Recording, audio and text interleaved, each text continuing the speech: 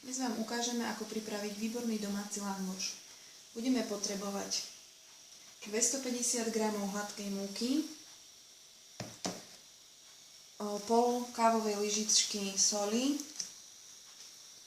štvrť balíčka kypriaceho prášku, polovicu polievkovej lyžice oleja, 10 g droždia, 70 g bieleho jogurtu,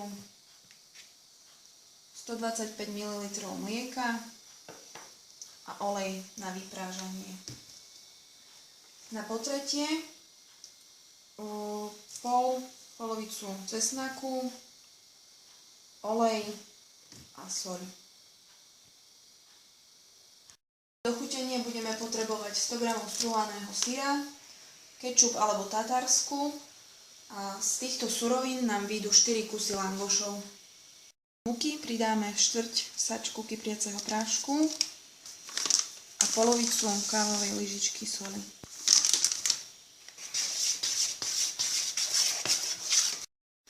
Do tejto zmesi si urobíme jamku a pridáme polovicu lyžice oleja,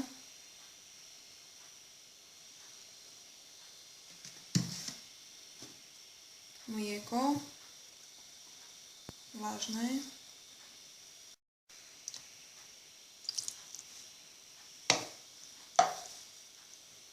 70 g bieleho jogurtu,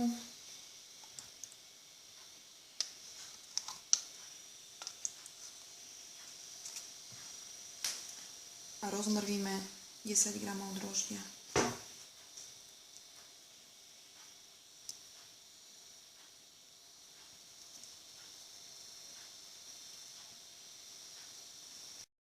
Všetko spolu premiešame.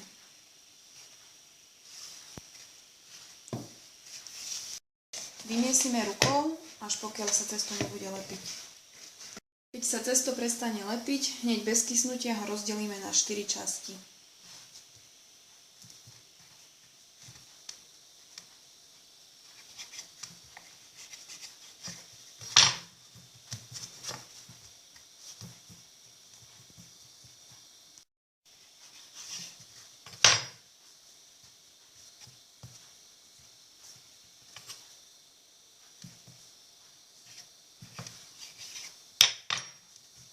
Kúsok cesta v rukách natiahneme do želanej veľkosti, teda čo najviac.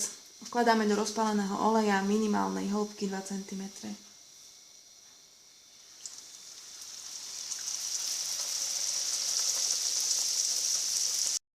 Smažíme ho z oboch strán do zlatista.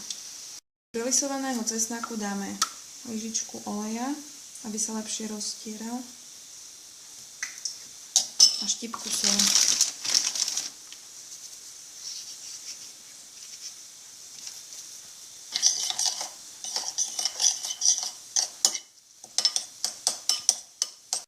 Hotový langoš potrieme cesnakovou zmesou.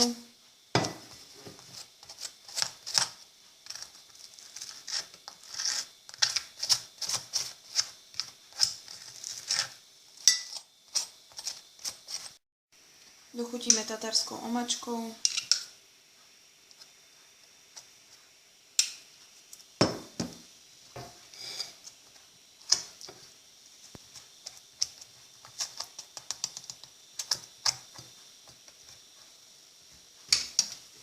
Postruhaným syrom.